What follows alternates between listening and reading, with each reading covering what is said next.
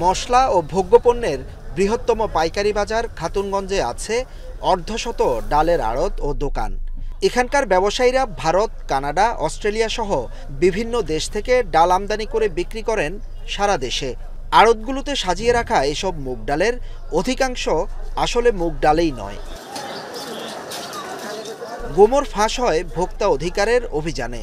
কয়েকটি আড়তে পাওয়া যায় শত শত বস্তা মথ বীজ। ভারত থেকে আমদানি হওয়া এই শস্যদানায় মেশানো হচ্ছে টাটাজিন নামক এক প্রকার রাসায়নিক ও হলুদ রং। নিরাপদ খাদ্য অধিদপ্তরের করা ভিডিওতে দেখা যায় মথ বীজের রং আলাদা করে ভেসে উঠেছে পানিতে। আমদানি তথ্য আরও ভয়াবহ।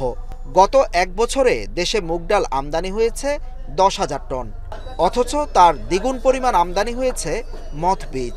মূলত বাজারে মুগ ডাল বিক্রি হয় 150 থেকে 160 টাকা কেজি, আর মথ বীজ 130 থেকে 140 টাকা।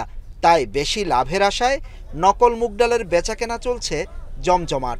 যেখানে তৈরি করে প্রোডাকশন হয় ওরা বলতে পারবে, কিন্তু আমরা অনেক সময় কাস্টমারে রং সুন্দরের জন্য চাই, মাঝে মধ্যে রাখতে হয় আর কি। এখান থেকে অর্ডার দিছে, এরা ফাটাচ্ছে, বুঝছেন? এগুলো বলছে তেল ফালিছি, এটা তো আমরা মুগ ডাল বিক্রি করতেছি।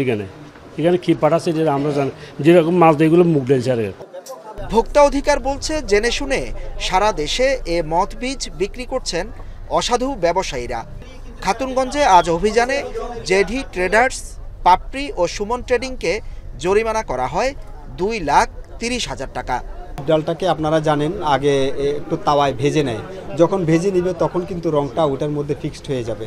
তো এটা আর একটা স্বাস্থ্য ঝুঁকি তৈরি হয়ে যাবে। তো এই ক্ষেত্রে এটা ওয়াশ করলেও, তারপরে ভাজার পরে ওয়াশ করলেও আর রংটা তেমন একটা দেখা যাবে না। তো এটা স্বাস্থ্য ঝুঁকি থেকে যায়। ব্যবসায়ীরা জেনে বুঝে শুনে যেন এই ব্যবসাটা আর না করে। আমরা কঠোর হব না নেক্সট টাইম যদি একই অপরাধ তারা কন্টিনিউ করে।